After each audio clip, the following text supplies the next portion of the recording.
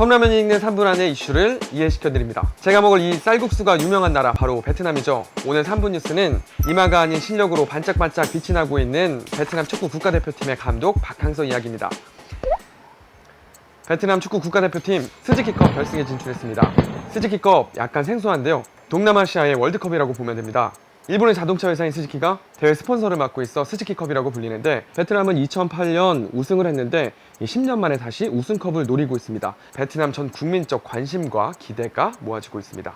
박항서 감독이 걸어온 길을 빼놓을 수 없겠죠. 현역 시절 미드필더로 선수 생활을 하며 국가대표팀에 뽑히기도 했습니다. 지난 2002년 한일 월드컵 당시 거스 히딩크 감독이 이끄는 우리 국가대표팀의 수석 코치로 알려지기 시작했는데요. 2002년 한일 월드컵 이후 같은 해 열린 부산 아시안게임에 우리 국가대표 감독직을 맡습니다. 박지성과 이천수 등 월드컵 멤버에 이동국과 김두현 등 걸출한 선수를 데리고도 안방에서 금메달을 따지 못했다는 비난과 함께 경질되기도 합니다. 이후 K리그로 옮겨 전남, 경남, 상주에 감독을 맡게 되는데, 하위권에 있던 팀을 중위권으로 끌어올리면서 감독으로서 인정받기 시작합니다.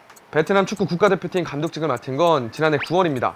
당시 자신의 모든 축구 인생을 걸겠다는 각오를 밝히기도 했는데, 초기에는 관심과 기대를 받지 못했습니다. 베트남의 국제대회 성적이 초라하기도 했고, 베트남은 감독이 자주 바뀌기로 악명 높은 곳이었습니다. 박항서 매직이 시작된 건 올해 중국에서 열린 아시아 축구연맹 23세 대회입니다. 결승까지 오른 베트남은 우즈벡과의 경기에서 2대1로 아쉽게 패하는데요. 참고로 우리나라는 준결승에서 우즈벡에 1대4로 참패하기도 했습니다. 이어서 인도네시아에서 열린 아시안게임, 베트남 전승을 하며 조 1위로 4강까지 오릅니다. 비록 메달을 따진 못했지만 베트남 축구 역사상 아시안게임 4강전에 진출해 전 국민적인 응원과 지지를 받게 됩니다. 그리고 현재 결승에 진출한 스즈키컵 1차전 말레이시아와의 경기에서 2대2로 비겼는데, 2차전은 홈에서 열리는 만큼 이번엔 꼭 우승컵을 거머쥘 수 있을 거라고 기대하고 있습니다. 박항서 감독은 베트남 사령탑에 오르며 베트남 축구 국가대표팀을 완전히 새로 바꿉니다. 오늘 먹을 이 쌀국수를 보니 생각이 나는 재미있는 에피소드가 있는데, 박항서 감독, 쌀국수는 영양이 부족하니 쌀국수를 먹지 말라는 이른바 쌀국수 금지령을 내렸다는 소문이 돌기도 했는데요. 이는 사실이 아니라고 박항서 감독이 직접 인터뷰에서 밝히기도 했습니다. 다만 기존 식단에 우유와 두부 등 고단백 음식을 추가하라는 지시를 내리긴 했다고 합니다. 삼촌과 아빠처럼 친근하게 선수들에게 다가가기로 유명한데요.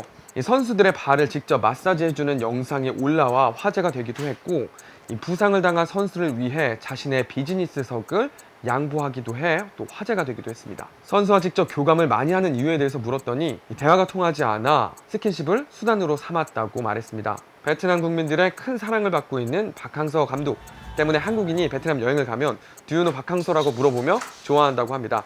이런 큰 인기에 힘입어 베트남 현지에서 박항서 감독의 다큐멘터리 영화가 곧 개봉 예정이라고 합니다. 베트남의 국민적 영웅으로 떠오른 박항서 감독, 앞으로도 승승장구하길 기대하겠습니다. 오늘 3분 뉴스 여기까지 하겠습니다.